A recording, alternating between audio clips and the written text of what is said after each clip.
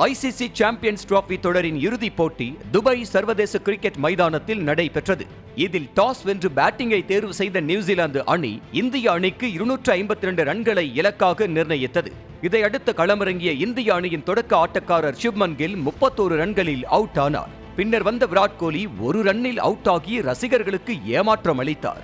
நிதானமாக விளையாடிய கேப்டன் ரோஹித் சர்மா 76 ரன்கள் எடுத்த நிலையில் ஸ்ரேயஸ் ஐயர் 48 ரன்களும், அக்ஷர் பட்டேல் 29 ரன்களும், ஹர்திக் பாண்டியா 18 ரன்களும் எடுத்தனர். தொடர்ந்து பொறுப்புடன் விளையாடிய KL ராகுல் ஆட்டமிழக்காமல் 34 ரன்கள் எடுத்து வெற்றிக்கு வழிவகுத்தார். இதையடுத்து இந்திய அணி 49வது ஓவரில் வெற்றி இலக்கை கடந்த நிலையில் இந்திய அணி வீரர்கள் மைதானத்தில் துள்ளி குதித்து வெற்றியை கொண்டாடினர். வருண் சக்கரவர்த்தி தனது கையிலிருந்த பந்தை வெறித்தனமாக தூக்கி வீசிவிட்டு மைதானத்திற்குள் ஓடி வந்து தனது அணியினரை கட்டி அணைத்துக் கொண்டார்.